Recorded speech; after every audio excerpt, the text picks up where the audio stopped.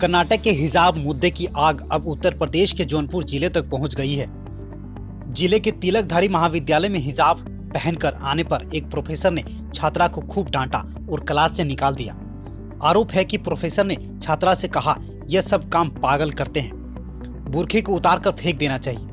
हालांकि छात्रा के परिजनों ने मामले की शिकायत पुलिस से करने की बात कही। उधर कॉलेज के प्रिंसिपल का कहना है कि मामले का पता कराकर कार्रवाई की जाएगी। आखिर क्या है हिजाब विवाद, कब और कहां से इसकी शुरुआत हुई? कर्नाटक में हिजाब को लेकर विवाद 1 जनवरी को शुरू हुआ था, जहां उडुपी में 6 मुस्लिम छात्रों के हिजाब पहनने के कारण कॉलेज में क्लासरूम से बैठने से रोक दिया था। कॉलेज मैनेजमेंट में नई यूनिफॉर्म पॉलिसी को इसकी वजह बताया था। इसके बाद इन लड़कियों ने कर्नाटक हाईकोर्ट में एक याचिका दायर की थी।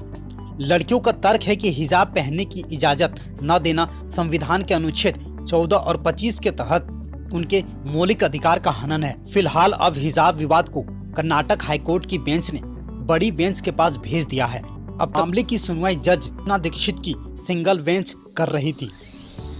अब यह मामला हाईकोर्ट के बेंच जस्टिस को सौंप दिया गया है।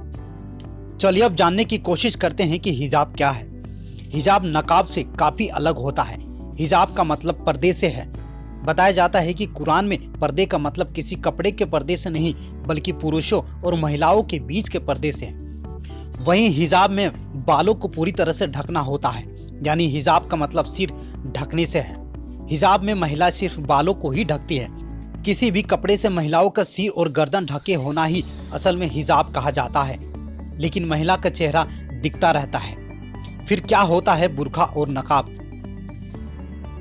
बुर्का एक चोली की तरह होता है, जिसमें महिलाओं का शरीर पूरी तरह से ढका होता है। इसमें सिर से लेकर पांव तक पूरा शरीर ढकने के साथ आंखों पर एक पर्दा किया जाता है। इसके लिए आंखों के सामने एक जालीदार कपड़ा लगा होता है, जिससे कि महिला बाहर का देख सके। इसमें महिला के शरीर का कोई भी अंग दिखाई नहीं देता। कई देशों में इसे अबाया भी कहा जाता है। अब जानते हैं नकाब क्या है। नकाब एक तरह के कपड़े का पर्दा होता है जो सिर और चेहरे पर लगा होता है। इसमें महिला का चेहरा भी नजर नहीं आता, लेकिन नकाब में आंखें कवर नहीं होती, हालांकि चेहरे पर यह बंधा होता है। अभी कर्नाटक में हिजाब विवाद तूल पकड़ता जा रहा है। उधर लड़कियों के हिजाब पहनने के जवाब में कुछ हिंदू संगठनों ने लड़कों को कॉलेज कैंपस में भगवा शॉल पहनने को कहा था।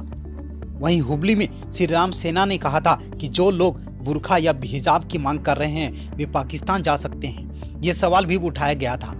हिजाब पहनकर क्या भारत को पाकिस्तान या अफगानिस्तान बनाने की कोशिश की जा रही है?